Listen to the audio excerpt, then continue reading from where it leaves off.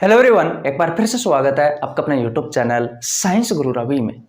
Guys, आप सभी को पता है RRB ALP CBT first complete हो चुका है। आंसर की भी बच्चों की आ चुकी है। मैं बायोलॉजी पढ़ाता हूं, तो मैं आपको बायोलॉजी के जो एएलपी सीबीटी फर्स्ट में जो क्वेश्चन पूछे गए हैं वो सभी क्वेश्चनों का एनालिसिस मैं आपको करवा रहा हूँ। तो आज के इस वीडियो में सीबीटी फर्स्ट में जो आंसर की आई है उस आंसर की से 25/11/2024 को सेकंड शिफ्ट में, जिसका टाइम था 12:30 से लेकर के 1:30 बजे, यानी कि 1:30 तक, जो क्वेश्चन पूछे गए थे बायोलॉजी से उनका मैं आपको एनालिसिस यहाँ पे करवाने वाला हूँ। 25 तारीख की जो शिफ्ट पहली हुई थी 9 से लेकर के 10 उसका समय था, वो क्वेश्चन मैं ऑलरेडी यूट्यूब चैनल पर डाल चुका, जा करके देख लेना। ये भैया सेकंड शिफ्ट के क्वेश्चन है, ठीक है। जो रियल में जो आपसे आपके एग्जाम में पूछे गए हैं वो क्वेश्चन मैं आपको करवा रहा हूँ 100%। इस बात का आपको ध्यान रखना है, कोई फेक क्वेश्चन नहीं है। जो क्वेश्चन आपके पेपर में आए हैं वही क्वेश्चनों का एनालिसिस करवाऊंगा, ठीक है भैया।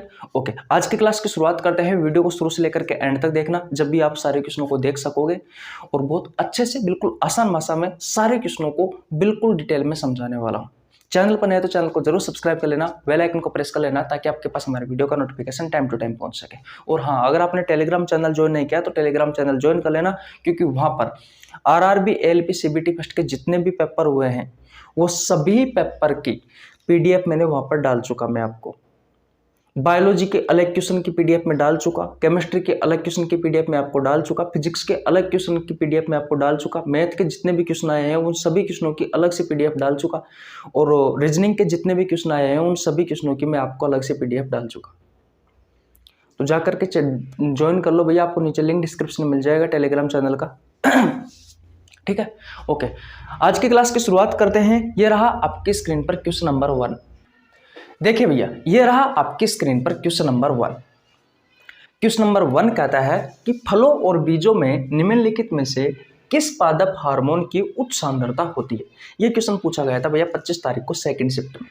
बताओ, आपके ऑप्शंस है, option number A auxin, option number B है जिब्रेलिन, ऑप्शन नंबर सी है एफसीसी कमल और ऑप्शन नंबर डी है साइटोकाइनिन। बताइए, इस क्वेश्चन का राइट आंसर होगा भैया ऑप्शन नंबर डी साइटोकाइनिन। याद रखना, साइटोकाइनिन जो है ये कोशिका विभाजन में भी सहायक होता है, कोशिका विभाजन में भी सहायक होता है, और ये फलों व बीजों में उच्च सांद्रता में होता है।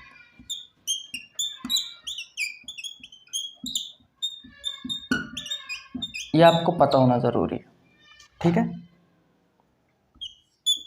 दोनों कार्य समझ में आ गए किसको? साइटोकाइनिन के। ऑक्सिन हार्मोन का क्या है? तो ये पादपों में वृद्धि में सहायक होता है, पादपों की ग्रोथ करवाता है ये, ठीक है। कौन सा hormone? Auxin hormone. Gibberellin hormone का काम क्या है? तो जो पादप होते हैं उन पादपों को ऊंचाई देने का काम करता है। जो लकड़ी वाले पादप होते हैं ना, काष्ठीय पादप जिन्हें बोलते हैं, उन पादपों को ऊंचाई देने का काम करता है। और ऊंचाई से भी ज्यादा आपको यह याद रखना है कि ये तने की चौड़ाई में सहायक होता है। भाई, जो लकड़ी वाले पादप होते हैं ना, काष्ठीय पादप जिन्हें कहते हैं, उनका देखो होगा तना मोटा मोटा होता है, उनकी चौड़ाई ज्यादा होती है, तो उन तने की चौड़ाई में सहायक होता है।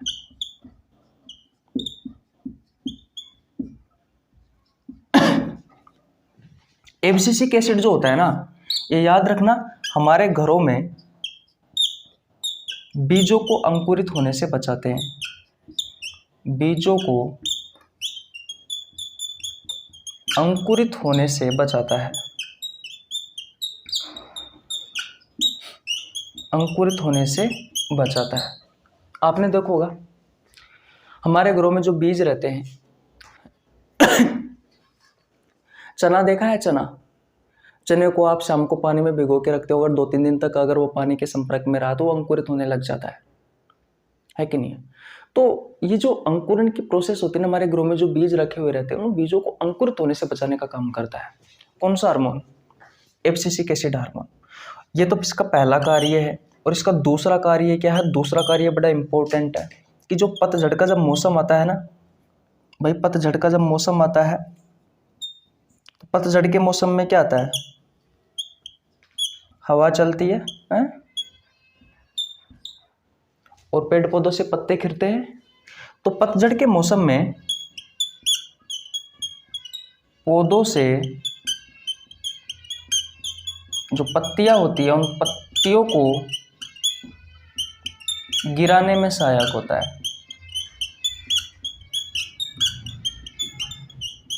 ये याद रखना। अम्ल के रूप में भी पाया जाता है। ये चीजें भी आपको याद रखनी है। तो तीसरी चीज याद रख लेना कि अम्ल के रूप में पाए जाने वाला हार्मोन है ये, अम्लीय रूप में। ठीक है, देखो पादप हार्मोन, ये क्वेश्चन जो है वो कौन से चैप्टर से है? ये है प्लांट हार्मोन से। और प्लांट हार्मोन मैंने बहुत अच्छे से पढ़ा रखा, आपको नीचे लिंक डिस्क्रिप्शन में मिल जाएगा, जा करके देख लेना। पादप हार्मोन जो होते हैं वो किसी भी पादप की ग्रोथ और डेवलपमेंट में हेल्प करते हैं, किसी भी पादप की वृद्धि और विकास में सहायक होते हैं। कौन? पादप हार्मोन। ये क्या करवाते हैं? ये ग्रोथ करवाएंगे और उसका डेवलपमेंट करेंगे। ठीक है, ये काम होता है भैया पादप हार्मोन का। तो कभी कभी आपके एग्जाम में जो क्वेश्चन पूछा जाता है वो इस तरीके से भी पूछा जा सकता है कि निम्न में से कौन सा पादप हार्मोन है और निम्न में से कौन सा जंतु हार्मोन है। तो आपको पता होना जरूरी है कि पादप हार्मोन कौन कौन से हैं और जंतु हार्मोन कौन कौन से हैं। थोड़ा बहुत इनके कार्यों के बारे में भी आपको पता होना जरूरी है। तो पादप हार्मोन वैसे तो 7 प्रकार के होते हैं। इन पादप हार्मोन को 2 भागों में बांटा गया है। कुछ होते हैं प्राथमिक हार्मोन और कुछ होते हैं द्वितीयक हार्मोन। ध्यान से समझना, चीजें जब ही समझ में आएगी। प्राथमिक हार्मोन की संख्या 5 है, यही ज्यादा आपके एग्जाम में पूछे जाते हैं। द्वितीयक हार्मोन की संख्या 2 है, ये कम पूछे जाते हैं। तो ये 5 कौन कौन से हैं? तो पहला ऑक्सिन हो गया, ऑक्सिन भी कह सकते हो, दूसरा जिब्रेलिन, तीसरा एब्सिसिक एसिड, चौथा साइटोकाइनिन, जिनके बारे में थोड़ा बहुत मैं आपको बता चुका। जब ये चैप्टर आप पढ़ोगे तो चैप्टर मैंने आपको बहुत अच्छे से पढ़ा रखा है। एक एक चीज के बारे में पर्सनल, एक एक हार्मोन के बारे में क्लास ले रखी है भैया, है कि नहीं है? तो बहुत अच्छे से पढ़ा रखा है। मैं आपको नीचे लिंक डिस्क्रिप्शन में दे दूंगा, जा करके देख लेना। ठीक है, तो 4 हार्मोन तो ये हो गए। एक 5वां हार्मोन होता है भैया एथिलीन हार्मोन। ये एथिलीन हार्मोन गैसीय अवस्था में होता है। मैं आपको बता दूं, फलों को प्राकृतिक रूप से पकाने में सहायक होता है। ये फलों को प्राकृतिक रूप से पकाने में सहायक होता है।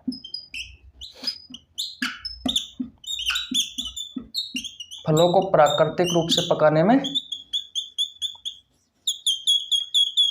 सहायक होता है। ठीक है, इतनी बात क्लियर है।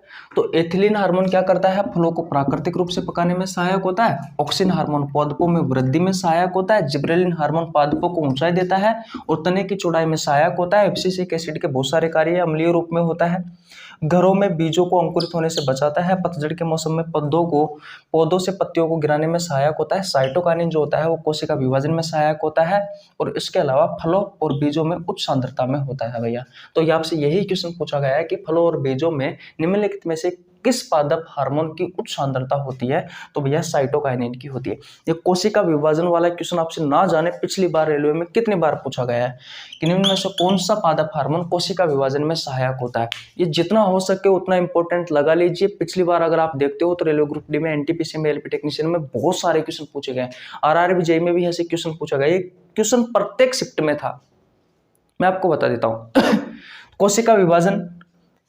कोशिका विभाजन में कौन सा हार्मोन सहायक होता है? साइटोकाइनिन। तो बस याद रखना। द्वितीयक हार्मोन फ्लोरिजीनस और ट्रांसम्यूरिन है, उनको जो देखना भी कोई इंपॉर्टेंट नहीं है। आपको अगर डिटेल में पढ़ना है पादप हार्मोन के बारे में तो मैंने चैप्टर बहुत अच्छे से पढ़ा रखा है, जाकर के पढ़ लेना, आपको नीचे लिंक डिस्क्रिप्शन में मिल जाएगा। इतनी कहानी समझ में आ गई। तो पहले क्वेश्चन का राइट आंसर क्या हो गया? Option number D. सिंपल है भैया, मैं पहले पढ़ा करके आ चुका। ये सारे क्वेश्चन तो शायद मैंने, ये क्वेश्चन तो आपको मैंने कम्युनिटी पोस्ट में क्वेश्चन डालता हूँ, उसमें मैं आपको ऑलरेडी पहले करवा चुका। तो स्क्रीनशॉट ले लीजिए। सेकंड क्वेश्चन की ओर चलते हैं। चले, ओके। देखिए भैया, ये रहा आपकी स्क्रीन पर क्वेश्चन नंबर 2। क्वेश्चन नंबर 2 कहता है कि गलत कथन का चयन कीजिए। बताओ कौन सा गलत कथन है? आपके ऑप्शंस है। ऑप्शन नंबर ए, नर युग्मक और मादा युग्मक का संलयन निषेचन कहलाता है। ऑप्शन नंबर बी है कि नर जनन जो कोशिकाएं होती है वो पराग कण परागकण जो होते हैं ना पोलिन ग्रेन्स, उनके द्वारा निर्मित होती है। ऑप्शन नंबर सी है। मादा युग्मक वर्तिकाग्र में उपस्थित रहता है। ऑप्शन नंबर डी है निषेचन से हमें युग्मनज प्राप्त होता है। बताओ क्या होगा इस क्वेश्चन का राइट आंसर? इस क्वेश्चन का राइट आंसर क्या होगा? गलत कथन का चयन करना है। देखो एक एक कथन के बारे में डिटेल में चर्चा करते हैं, तब जाकर आपको समझ में आएगा चारों कथनों के बारे में, और फिर आपको गलत कथन का चयन करना है। भाई ये तो सिंपल है कि नर युग्मक और मादा युग्मक का संलयन निषेचन कहलाता है। भाई इस चीज को तो आप जानते होंगे, जो नर युग्मक है और जो मादा युग्मक है, जब ये आपस में संलयन होते हैं, आपस में जुड़ते हैं, तो किसका निर्माण होता है? तो निषेचन की प्रक्रिया होती है।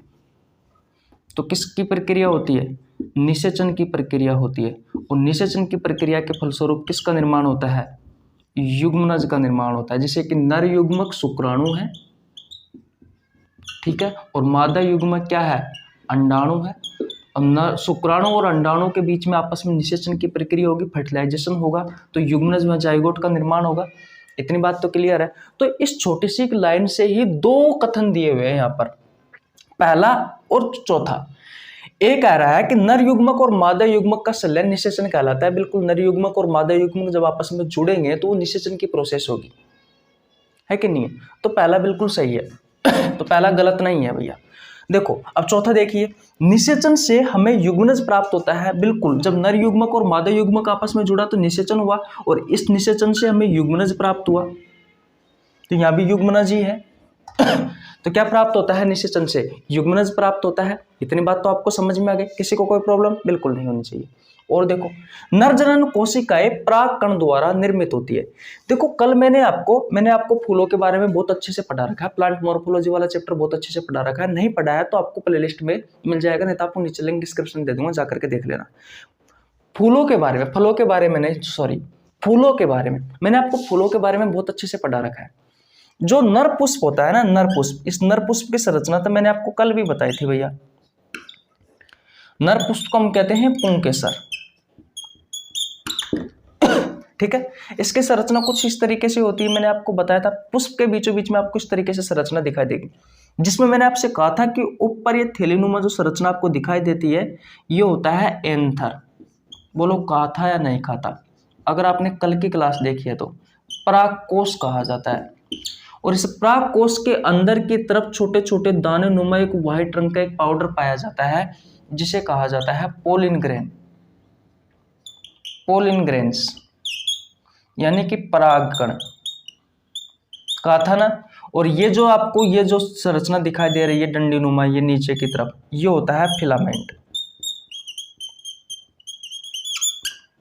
यानी कि तंतु, ठीक है। तो ये जो पोलिन ग्रेन्स है, ये परागकण है भैया। जो नर युग्मक होता है या जो नर जनन कोशिका होती है, वो किससे प्राप्त होती है?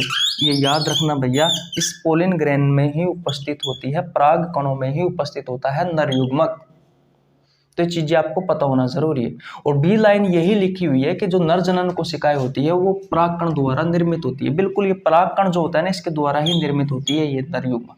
तो ये भी सही है और चौथा भी सही है। दो तो मैंने पहले ही करवा देना, पहला और चौथा, तो बी भी सही है। तो गलत कथन कौन सा हो सकता है? तीसरा हो सकता है। तो आइए इसके बारे में भी समझ लेते हैं, वैसे कैसे डिसाइड करें कि भैया गलत है या सही है। देखो मादा युग्मक के बारे में मैं आपको पहले ही बता चुका, लास्ट क्लास में मैंने आपको मादा युग्मक का डायग्राम भी बताया था, सॉरी मादा पुष्प का। क्या हो रहा है दिमाग को आज, पता नहीं दिमाग कहाँ जा रहा है, बोल तो कुछ रहा हूँ निकल कुछ रहा है। देखो भैया, जो मादा पुष्प है ना, मादा पुष्प, इस मादा पुष्प का डायग्राम मैंने आपको कल बताया था। अगर आपने कल की वीडियो देखी है तो, और वीडियो देखा करो यार, ऐसे मत किया करो। देखो मादा पुष्प की संरचना कुछ इस तरीके से होती है,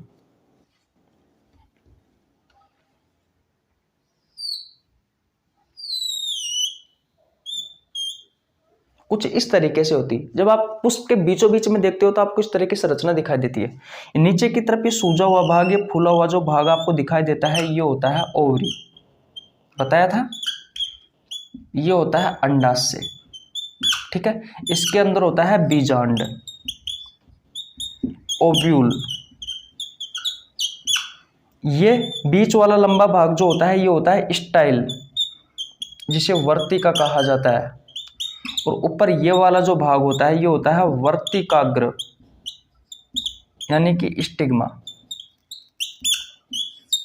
अब देखो, ये जो मादा जनन को मादा युग्मक होता है या मादा जनन कोशिका होती है, जो मादा युग्मक होता है भैया, ये मादा युग्मक वर्तिकाग्र में उपस्थित रहता है। नहीं भैया, मादा युग्मक वर्तिकाग्र में, वर्तिकाग्र तो ये है ऊपर ऊपर वाला भाग भैया।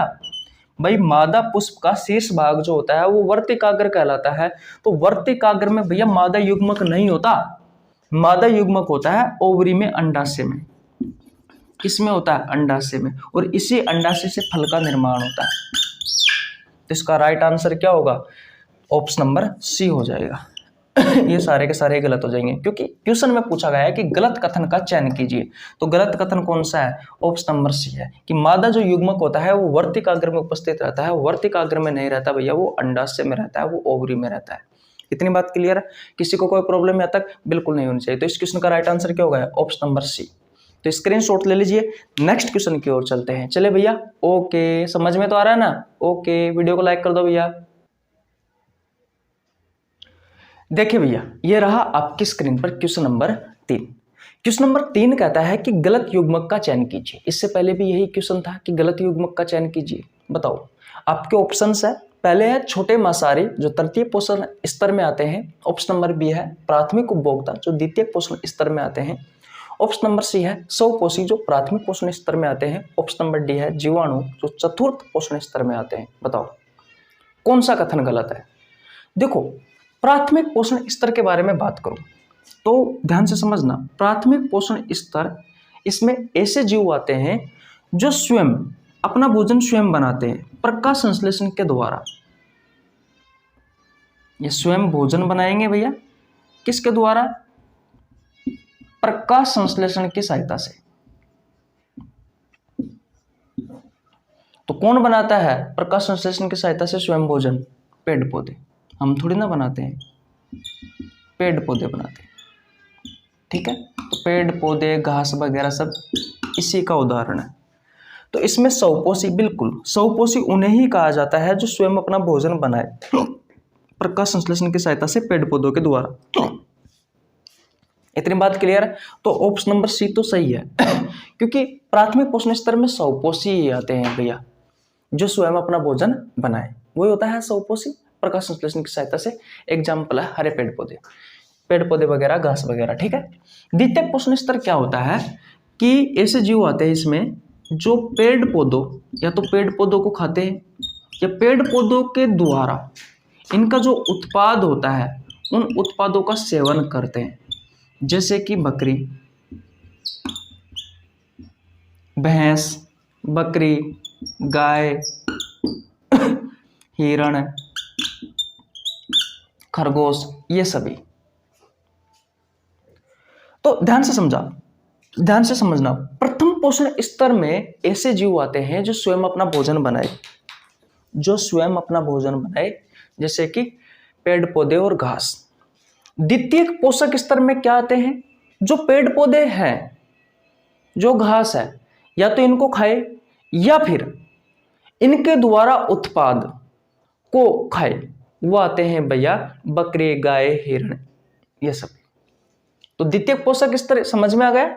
ओके, अब तृतीय पोषण स्तर के बारे में समझते हैं। तो जो बकरी को, गाय को, हिरण को, इनको खाते हैं वो आते हैं इसमें। तो मैं लिख सकता हूं, हाँ ध्यान रखना, इन्हें प्राथमिक उपभोक्ता भी कहते हैं। जो ये जो पेड़ पौधे वगैरह या पेड़ पौधों के द्वारा जो उत्पाद है उनको खाने वाले जो जीव होते हैं उन्हें प्राथमिक उपभोक्ता कहते हैं। कल मैंने आपको जब इसके शिफ्ट फर्स्ट का मैंने क्वेश्चन करवाए थे तो वहां पर मैंने आपको पारतंत्र या पारिस्थितिकी तंत्र के बारे में पढ़ाया था। तो वहां पर मैंने आपको प्राथमिक उपभोक्ता, द्वितीय उपभोक्ता, तृतीय उपभोक्ता के बारे में बताया था। उसी जगह से भैया क्वेश्चन है, थोड़ा सा घुमा फिरा कर पूछा गया है, इसलिए कहता हूं कि अगर आपने कल की क्लास नहीं देखी तो कल की क्लास जाकर के देख लेना। वैसे आपको समझ में सब कुछ आ जाएगा, कोई दिक्कत वाली बात नहीं है, पर कल की क्लास देखोगे तो कल के क्वेश्चनों का भी रिवीजन हो जाएगा और आज के क्वेश्चनों का भी आपका रिवीजन हो जाएगा बहुत अच्छे से। तो इस तृतीय पोषण स्तर में कौन आते हैं? जो प्राथमिक उपभोक्ताओं को खाते हैं। भाई प्राथमिक उपभोक्ता है भैया ये जो पेड़ पौधे और इनके द्वारा जो उत्पादों को खाते हैं ना, बकरी, गाय, हिरण, ये सभी। तो इसमें मैं लिख देता हूं कि जो प्राथमिक उपभोक्ताओं को खाते हैं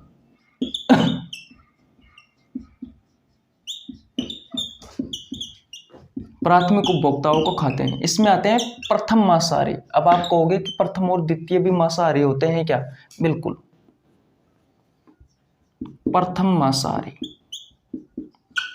जैसे कि मेंढक, छिपकली, या फिर जो कीट होते हैं ना, छोटे मोटे कीट पतंगे, उन कीट पतंगों को खाने वाले पक्षी भी इसी में ही आते हैं। तो ये हो गया भैया किसका? तृतीयक पोषण स्तर का। तो देखो इसमें छोटे मांसाहारी लिखा हुआ है, तो बिल्कुल छोटे मांसाहारी होते हैं भैया तृतीय पोषण स्तर में, और प्राथमिक उपभोक्ता होते हैं द्वितीय पोषण स्तर में, और जो प्रथम पोषण स्तर होता है वो स्वपोषी होता है। पहले तो मुझे बताओ यहाँ तक की कहानी आपको समझ में आई या नहीं है? अब तक मैंने आपको इतना बताया है कि स्वपोषी प्राथमिक प्रथम पोषण स्तर में आते हैं। स्वपोषी आप सभी को पता है, जो स्वयं अपना भोजन बनाए प्रकाश संश्लेषण की सहायता से, पेड़ पौधे और घास। जो पेड़ पौधे, घास या फिर इनसे बनने वाले जो उत्पाद है उनको खाते हैं, उन्हें हम द्वितीय पोषण स्तर में रखते हैं। तो ये जो पेड़ पौधे हैं इन्हें प्राथमिक उपभोक्ता कहते हैं। तो भैया पेड़ पौधे और जो उत्पाद है इनको खाने वाले जीवों को कहते हैं भैया प्राथमिक उपभोक्ता, जैसे कि बकरी, गाय, हिरण ये जो जीव है ना, जो पेड़ घास फूस खाते हैं या फिर इनसे मिलने वाली जो चीजें खाते हैं उनको कहा जाता है प्राथमिक उपभोक्ता। कल भी बताया था मैंने। और जो प्राथमिक उपभोक्ता को खाते हैं वो होते हैं भैया प्रथम मांसाहारी या छोटे मांसाहारी, जैसे कि मेंढक, छिपकली, कीट पतंगों को खाने वाले पक्षी, है कि नहीं है? और चतुर्थ पोषण स्तर में कौन आते हैं? जो इन छोटे मांसाहारी को खाते हैं। जो छोटे मांसाहारियों को खाते हैं ना, छोटे मांसाहारी को खाते हैं, और छोटे मांसाहारी को खाते हैं वो आते हैं भैया, जैसे कि एग्जाम्पल बाज। मुझे एक ही मिला था भैया गूगल पर, बाज, तो मैं तो बाज ही बताऊंगा। वैसे इसमें शेर भी आ सकता है, ठीक है? तो ये पता होना जरूरी है। तो इसका राइट आंसर क्या होगा? ऑप्शन नंबर डी, क्योंकि इसमें जीवाणु नहीं आता भैया चतुर्थ पोषण स्तर में इसमें जीवाणु नहीं आता, इसमें बाज वगैरह आते हैं। जो भैया किसको खाते हैं? तो छोटे मांसाहारी जीवों को खाते हैं उनको, ठीक है? समझ में आ गया? क्वेश्चन नंबर 3 स्क्रीनशॉट ले लीजिए भैया, ले लिया स्क्रीनशॉट? ओके, क्वेश्चन नंबर 4 की ओर चले। ओके, देखिए भैया ये रहा आपकी स्क्रीन पर क्वेश्चन नंबर 4। क्वेश्चन नंबर 4 कहता है कि जो आमाशय भित्ति होती है, यानी कि जो आमाशय की दीवार होती है, जो पेट की दीवार होती है, उसमें स्थित जो जठर ग्रंथियां होती है, निम्नलिखित में से किसका स्राव नहीं करती है? ये क्वेश्चन आपसे पूछा गया। आपके ऑप्शंस है, option number A HCl, option number B है श्लेष्मा, ऑप्शन नंबर सी है पेप्सिन, ऑप्शन नंबर डी है लार। ये वही ऑप्शन है जो आपसे आपके एग्जाम में पूछे गए हैं, इतना आपको याद रखना है। तो इसका राइट आंसर होगा भैया ऑप्शन नंबर डी, लार। देखो आपका जो स्टोमक होता है, यानी कि आपका जो आमाशय होता है, इस आमाशय में अंदर की तरफ उत्तकों से बनी हुई एक परत होती है जिसे कहा जाता है गैस्ट्रिक ग्लैंड, जिसे जठर ग्रंथि कहा जाता है। क्या कहा जाता है? जठर ग्रंथि। और ये जठर ग्रंथि जठरस का, यानी कि गैस्ट्रिक जूस का निर्माण करती है। और इस जठरस में क्या क्या होता है? तो इसमें पानी होता है भैया, श्लेष्मा होता है, और एंजाइम होता है। इसके अलावा HCl भी होता है। इसमें कुछ कोशिकाएं पाई जाती है कि नहीं है? तो जठरस में मुख्य रूप से तो यही देखा जाता है कि नहीं है? पानी, श्लेष्मा, एंजाइम और HCl। अब जो ये अलग अलग कोशिका निर्माण करती है इन एंजाइमों को और इन HCl का, ठीक है? तो देखो अब कौन कौन से एंजाइम होते हैं? तो इसमें 2 एंजाइम होते हैं, एक होता है पेप्सिनोजन और एक होता है प्रोरेनिन, ठीक है? इतना आपको पता होना जरूरी है। ये दोनों अभी निष्क्रिय अवस्था में है। तो इन दोनों एंजाइमों को जो HCl होता है, हाइड्रोक्लोरिक अम्ल, ये क्या करता है? सक्रिय बना देता है। तो जब सक्रिय होगा तो पेप्सिनोजन जो एंजाइम है ये पेप्सिन में कन्वर्ट कर हो जाएगा, और प्रोरेनिन जो एंजाइम है वो रेनिन में कन्वर्ट हो जाएगा। अब ये दोनों एंजाइम सक्रिय अवस्था में है, अब ये कार्य करने वाली अवस्था में है। तो ऑप्शन में वैसे ही देख के स्पष्ट रूप से लग रहा है कि इसका आंसर डी होगा, क्योंकि लार का निर्माण हमारे मुंह में होता है, और यहाँ पर बात हो रही है भैया पेट की, स्टोमक की बात हो रही है कि नहीं है? तो ये वैसे ही क्लियर है। अब मुंह में लार का निर्माण कौन करती है? तो कुछ सलाइवरी ग्लैंड्स होती है भैया। तो सलाइवरी ग्लैंड्स के बारे में भी मैं आपको बहुत अच्छे से पढ़ा चुका। कुछ लारीय ग्रंथि होती है। लारीय ग्रंथि होती है 3 जोड़ी। एक होती है पैरोटिड सलाइवरी ग्लैंड्स, दूसरी होती है सबलिंगुअल सलाइवरी ग्लैंड्स और तीसरी होती है सबमैंडिबुलर सलाइवरी ग्लैंड्स। सबसे बड़ी कौन सी है, सबसे छोटी कौन सी है, सबसे ज्यादा लार बनाने वाली ग्रंथि कौन सी है, यहाँ से आपके एग्जाम में क्वेश्चन पूछे जाते हैं। लार में कौन सा एंजाइम पाया जाता है, उस एंजाइम का काम क्या है कि नहीं है, ये सारे क्वेश्चन पूछे जाते हैं। तो डाइजेस्टिव सिस्टम में मैंने आपको बहुत अच्छे से पढ़ा रखा है, याद रखना। तो जाकर के आप देख सकते हैं, प्लेलिस्ट में आपको मिल जाएगी भैया डाइजेस्टिव सिस्टम वाला चैप्टर भी। बताओ ये क्वेश्चन समझ में आ गया। HCl है भैया, श्लेष्मा है, पेप्सिन है। पेप्सिन एंजाइम है, HCl हाइड्रोक्लोरिक अम्ल होता है, श्लेष्मा जो होता है वो HCl के प्रभाव को रोकने का काम करता है, एक चिपचिपा पदार्थ होता है। ठीक है, तो स्क्रीनशॉट ले लीजिए, क्वेश्चन नंबर 5 की ओर चले। ओके, देखिए भैया ये रहा आपकी स्क्रीन पर क्वेश्चन नंबर 5। क्वेश्चन नंबर 5 कहता है कि निम्नलिखित में से कौन सा पर्यावरणीय कारक कुछ सरीसृपों के लिंग निर्धारण में महत्वपूर्ण भूमिका निभाता है। आपके ऑप्शंस है, ऑप्शन नंबर ए तापमान यानी कि टेम्परेचर, प्रेशर दाब, मृदा यानी कि मिट्टी, सोइल, और ऑप्शन नंबर डी है जल यानी कि वाटर। बताओ इस क्वेश्चन का राइट आंसर क्या होगा। ऑप्शन नंबर ए होगा भैया तापमान। देखो सबसे पहले हमें पता होना जरूरी है, ये कुछ ऑप्शन में दिए हुए हैं, ये पर्यावरणीय कारक है जिनके बारे में ऐसा कहा गया है कि जो सरीसृप होते हैं, सरीसृप ऐसे जीवों को कहा जाता है जो रैंक कर चलते हैं, वो आते हैं सरीसृप में, जैसे कि छिपकली हो गया, सांप हो गया, कछुआ हो गया, है कि नहीं है। ये सभी क्या उनके लिंग का निर्धारण इन पर निर्भर करता है, क्या उनके लिंग निर्धारण पर की महत्वपूर्ण भूमिका होती है इनकी तुलना में, इनकी वजह से? जी हाँ बिल्कुल होती है भैया। और उनमें तापमान जो होता है उस तापमान पर निर्भर करता है सरीसृपों का लिंग निर्धारण। जैसे कि मैं आपको एक छोटा सा एग्जांपल देने की कोशिश करता हूं, उदाहरण लीजिए कछुआ। उदाहरण क्या लोगे आप, कछुआ। तो जो कछुआ होता है ना, कछुआ अगर भैया तापमान ज्यादा है यानी कि उच्च तापमान है, जैसे कि आप मान लीजिए 30 से लेकर के 35 डिग्री सेल्सियस है भाई तापमान, तो क्या पैदा होगा, तो मादा पैदा होगी। तो क्या पैदा होगा, मादा। और अगर निम्न तापमान है जैसे कि 23 से 28 डिग्री सेल्सियस, तो भैया नर पैदा होगा। देखो यह आंकड़ा मैंने गूगल से लिया है भैया, मैं आपको बता दूं। ठीक है, उसके अलावा छिपकली के बारे में और कहा गया है कि अगर उच्च तापमान है तो उच्च तापमान पर क्या होगा, उच्च तापमान पर नर पैदा होगा और निम्न तापमान पर मादा पैदा होगी। ठीक है, तो ये चीजें याद रखना। तो इससे ये स्पष्ट होता है कि भैया ये कुछ पर्यावरणीय जो कारक है उनमें जो तापमान है वो तापमान जरूरी है भैया लिंग निर्धारण के लिए। किसमें, सरीसृपों में, है कि नहीं है। देख सकते हो अगर टेम्परेचर ज्यादा है तो मादा हो रही है कछुए में, और निम्न टेम्परेचर है यानी कि निम्न तापमान है तो नर पैदा हो रहा है। छिपकली में इसका विपरीत उल्टा हो रहा है कि उच्च तापमान है तो नर पैदा हो रहा है और निम्न तापमान है तो मादा पैदा हो रही है भैया। तो टेम्परेचर जरूरी है, इनके लिंग निर्धारण के लिए महत्वपूर्ण भूमिका निभाता है भैया कौन, तापमान। तो राइट आंसर क्या हो जाएगा, ऑप्शन नंबर ए। बात क्लियर है। ओके, स्क्रीनशॉट ले लीजिए। नेक्स्ट क्वेश्चन की ओर चलते हैं जो कि इस शिफ्ट का हमारा अंतिम क्वेश्चन है। चले ओके, देखिए भैया ये रहा हमारा आज का अंतिम question, question number 6। Question number 6 कहता है कि श्रम का विभाजन किस में होता है।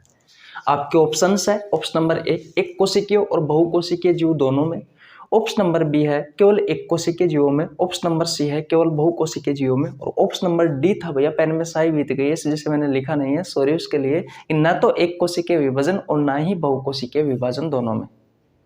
बताओ राइट आंसर क्या होगा। तो इसकी जगह पे कोई दिक्कत नहीं है, अगर मैंने कोई नहीं लिख दिया तो कोई दिक्कत नहीं, ऑप्शन चलेंगे आपके, क्योंकि आंसर इन तीनों में से ही है। तो इसका राइट आंसर होगा भैया ऑप्शन नंबर ए। अब आप सोच रहे होंगे कि भैया ये श्रम का विभाजन क्या होता है। देखो कार्य को बांटना या काम को बांटना ही श्रम विभाजन कहलाता है। अब भाई एक बात बताओ, कोई बड़ा काम है तो उस बड़े काम को आप छोटे छोटे कामों में बांटते हो ना, और अलग अलग चीजों के द्वारा। जैसे कि कोई बड़ा सा काम है, एक एग्जांपल देता हूँ, आपको एक बिल्डिंग बनानी है कि नहीं। अब बिल्डिंग बनाना एक बड़ा काम है तो उसको आप छोटे छोटे कामों में तो डिवाइड करोगे, ठेका दोगे, ठेकेदार आएगा, ठेकेदार मजदूर लेके आएंगे, है कि नहीं। तो तो बड़ा सफर मजदूर बहुत सारे होंगे तो वो छोटे छोटे मिलकर ही तो काम करेंगे। तो यही श्रम का विभाजन होता है। श्रम का विभाजन का मतलब क्या होता है? काम को बांटना। एक बड़ा काम है उस बड़ा काम को छोटी छोटी चीजों के द्वारा छोटे छोटे कामों में बांटना और छोटे छोटे कामों को अलग अलग कैंडिडेट के द्वारा करवाना। तो ये याद रखना, ये श्रम का जो विभाजन है यहाँ पर बायोलॉजी से संबंधित है। तो आपसे क्वेश्चन पूछा गया है कि किस में संभव है? क्या एक कोशिकीय जीवों में और बहुकोशिकीय जीवों दोनों में संभव है? तो बिल्कुल हाँ। अगर कोई भी बड़ा काम है तो वो एक कोशिकीय जीवों में भी संभव है और बहुकोशिकीय जीवों में भी संभव है। तो ये याद रखना, एक कोशिकीय जीव भी कर सकते हैं किसी बड़े काम को छोटे छोटे कामों में डिवाइड करना। अब ये उस आधार पर नहीं है, आपको ये नहीं है कि भैया कोई बड़ा काम है, बिल्डिंग बनानी है तो उसको काम को छोटे छोटे कामों में करोगे, नहीं है भैया। हमारे शरीर के अंदर होने वाले बहुत सारे छोटे छोटे, कोई बड़ा काम है तो उसको छोटे छोटे कामों में कन्वर्ट करना। जैसे कि डाइजेशन ले सकते हो, हमें भोजन का पाचन करना है तो भोजन का पाचन तो एक बहुत बड़ी चीज हो जाती है, लेकिन उसका काम जो है वो छोटी छोटी कोशिकाएं करती है जिन्हें हम नग्न आंखों से नहीं देख सकते, है कि नहीं है। तो वैसे सबका योगदान रहता है। तो याद रखना, श्रम का विभाजन, डिवीजन ऑफ लेबर, काम को बांटना है होता है भैया, तो बड़े काम को छोटे छोटे कामों में बांटना। ये एक कोशिकीय जीवों के द्वारा भी संभव है और बहुकोशिकीय जीवों के द्वारा भी संभव है। तो इसका राइट आंसर क्या हो जाएगा? ऑप्शन नंबर ए। आज यहीं तक रखते हैं। 25 तारीख का जो तीसरी शिफ्ट का जो पेपर हुआ था आपको, वो भी हम आपको करवाएंगे भैया, ठीक है। तो अगर आपको वीडियो अच्छी लगी हो तो वीडियो को लाइक कर देना, आपके छोटे भाई के लिए एक प्यारा सा कमेंट कर देना, चैनल पर नया है तो चैनल को जरूर सब्सक्राइब कर लेना, बेल आइकन को प्रेस कर लेना ताकि आपके पास हमारे वीडियो का नोटिफिकेशन टाइम टू टाइम पहुंच सके। मिलते हैं गाइस नेक्स्ट वीडियो में, तब तक के लिए जय हिंद, जय भारत, राम राम, बाय बाय।